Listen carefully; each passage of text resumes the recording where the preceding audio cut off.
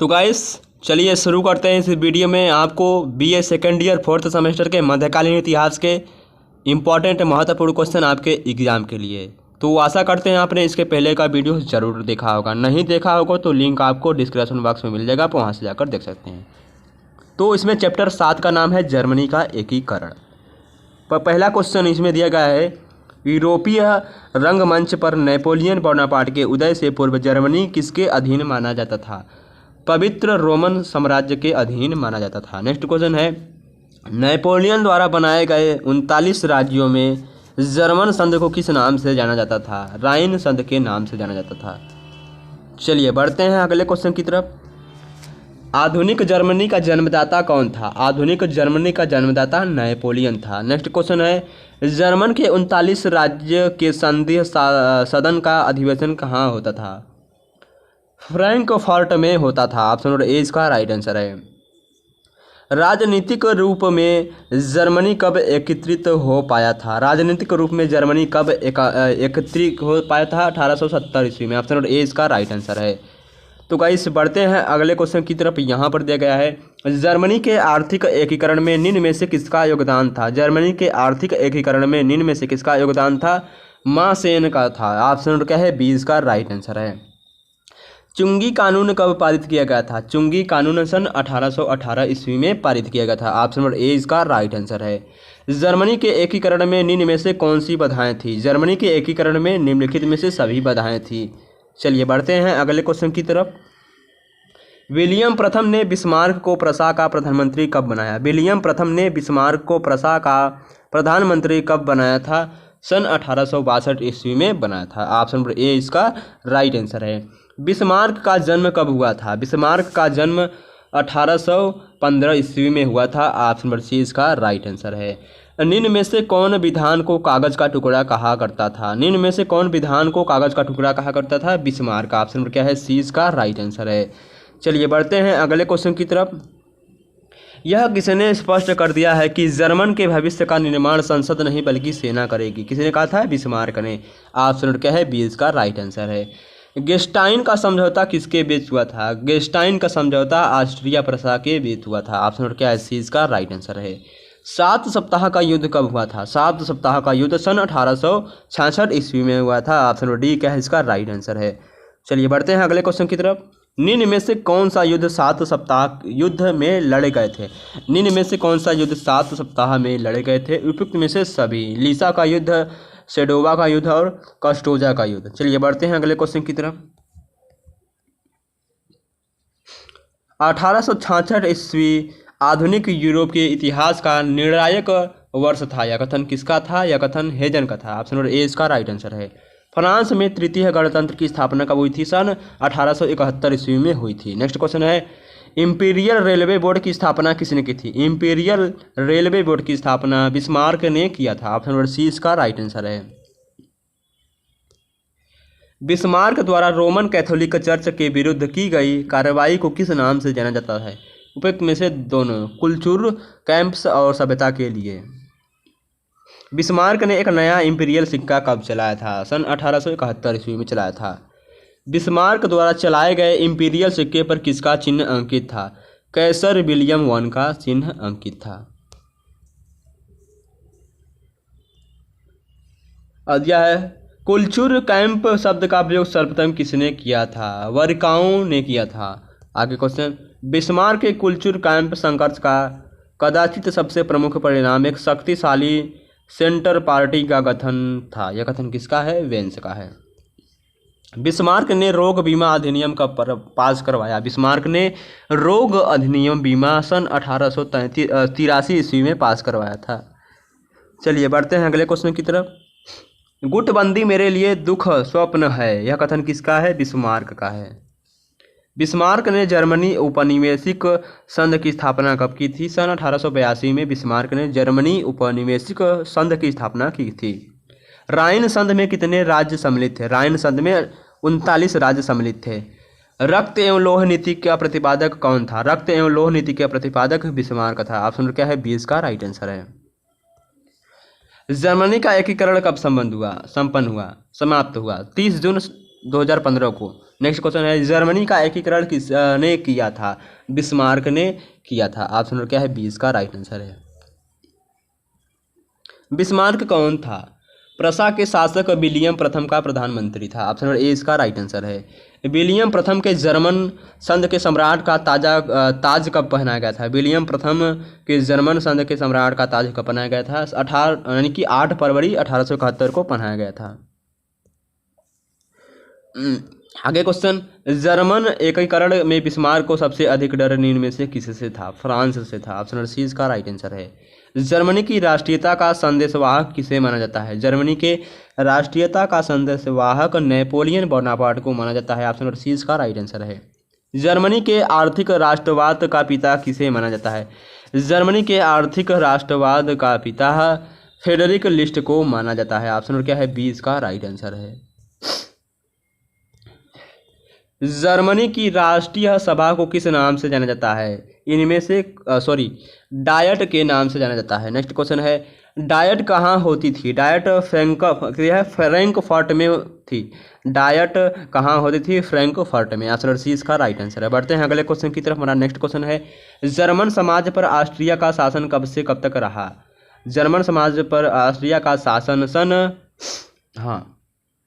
इसका right answer क्या है? ऑप्शन नंबर 20 का राइट आंसर है। 1820 से 1855। जर्मन समाज पर ऑस्ट्रिया के शासन के समय ऑस्ट्रिया का चांसलर कौन था? मेटरनिख था। कौन था? ऑप्शन नंबर ए इसका राइट आंसर है, मेटरनिख। आगे क्वेश्चन, निम्न में से किसे दार्शनिक ने एकत्रित जर्मन राष्ट्र के निर्माण में प्रमुख भूमिका निभाई थी? सभी में। ऑप्शन नंबर डी इसका राइट आंसर है। नेक्स्ट क्वेश्चन है फ्रैंकफर्ट संविधान का गठन कब हुआ? फ्रैंकफर्ट संविधान का गठन यह है मार्च 1851 में हुआ। ऑप्शन नंबर क्या है? डी इसका राइट आंसर है। विलियम प्रथम के शासन में प्रसा का रक्षा मंत्री कौन था? वन रून था। ऑप्शन क्या है? वन रून था। विलियम प्रथम के शासन में प्रसा का सेनापति कौन था? विलियम प्रथम के शासन में प्रसा का सेनापति कौन था? काउंट काबूर था। ऑप्शन नंबर डी इसका राइट आंसर है। नेक्स्ट क्वेश्चन की तरफ बढ़ते हैं हम। बिस्मार्क प्रसा का चांसलर कब बना? 23 सितंबर 1862 ईस्वी में बना। 1 अप्रैल 1815 को वेडनबर्ग में निम्न में से किसका जन्म हुआ था? बिस्मार्क का। ऑप्शन नंबर सी इसका राइट आंसर है। बढ़ते हैं अगले क्वेश्चन की तरफ। विलियम प्रथम ने किसे बाजीगर कहा था? बिस्मार्क को। ऑप्शन नंबर क्या है? 20 का राइट आंसर है।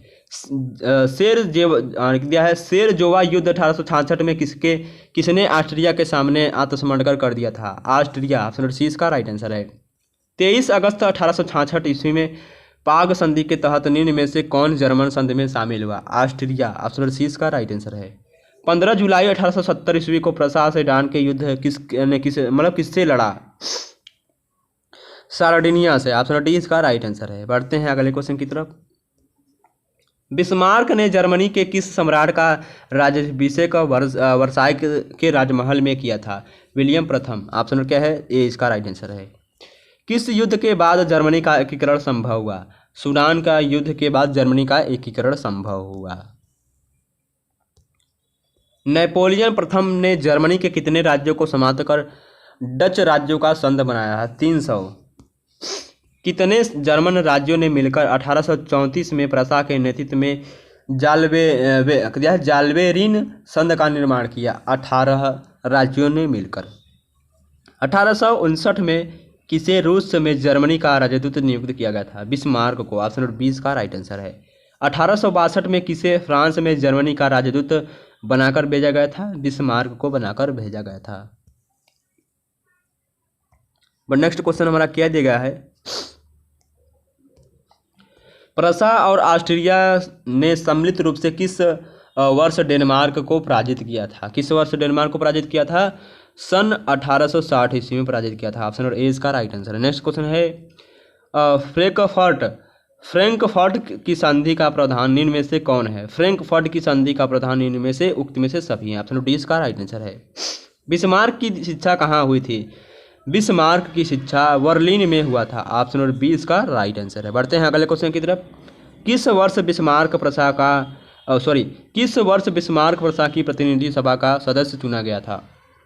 किस वर्ष बिस्मार्क प्रसा की प्रतिनिधि सभा का सदस्य चुना गया था? इसका राइट आंसर है ऑप्शन नंबर ए, इसका राइट आंसर है 1847। चलिए बढ़ते हैं अगले क्वेश्चन की तरफ। निम्न में से कौन प्राग संधि का प्रधान है? उपयुक्त में से सभी है। नेक्स्ट क्वेश्चन है, निम्न में कौन विधान को कागज का टुकड़ा करता था? निम्न में कौन से विधान को कागज का टुकड़ा कहा करता था? बिस्मार्क। जर्मनी प्रथा का उदारवाद की ओर नहीं देख रहा है, बल्कि उसकी शक्ति की ओर देख रहा है। आज की समस्याएं भाषणों और प्रस्तावों से नहीं सुलझाई जाएंगी, बल्कि उनको सुलझाने के लिए रक्त और राजस्व की आवश्यकता। 1848 और 1849 में यह सबसे बड़ी गलती हुई थी। हम उसकी पुनरावृत्ति नहीं करेंगे। यह विचार किसका था? बिस्मार्क का था। निम्न में से किसके शब्दों में यह गेस्टाइन का समझौता बिस्मार्क की महान कूटनीतिज्ञ विजय थी? Kettle Bali. Option number A, इसका राइट आंसर है। निम्न में से किसने कहा है कि हमने गेस्टाइन के समझौते के द्वारा दराज को कागज से ढक दिया है? बिस्मार्क ने। ऑप्शन नंबर क्या है? सी, इसका राइट आंसर है। सेडवा में जो कुछ हुआ है वह फ्रांस के लिए अत्यंत ही क्या है, चिंताजनक विषय है। पिछली 4 शताब्दियों में फ्रांस के लिए इतनी घोर विपत्ति की कोई घटना नहीं हुई। यह विचार किसके हैं? यह विचार थियस के हैं। ऑप्शन नंबर क्या है? ए, इसका राइट आंसर है। आगे क्वेश्चन क्या दिया गया है, संसार के इतिहास में बहुत घटनाएं ऐसी हुई हैं जिनके तत्कालिक परिणाम इतने महत्वपूर्ण हुए हैं जितने कि सेडान युद्ध में फ्रांस की पराजय से हुए। यह विचार किसके हैं? विचार हार्नरसा के हैं। ऑप्शन नंबर बी, इसका राइट आंसर है। इस युद्ध में सेडान का युद्ध से मानो यूरोप में एक राजनीतिक सरिता वह निकली है जिसने सारे यूरोप को आंदोलित कर दिया है। यह विचार किसके हैं? यह विचार ब्यूस्ट के हैं। ऑप्शन नंबर 20 का राइट आंसर है। नेक्स्ट क्वेश्चन है, जर्मनी को प्रसा में मिलाया गया किंतु प्रसा का जर्मनी में विलीनीकरण नहीं हुआ। सार्डिनिया रोम की ओर गया किंतु जर्मनी बर्लिन में समा गया। इस दृष्टि से इटली का एकीकरण जर्मनी में भिन्न था। यह विचार किसके थे? यह विचार केटेल बली के थे। ऑप्शन नंबर 20 का राइट आंसर है।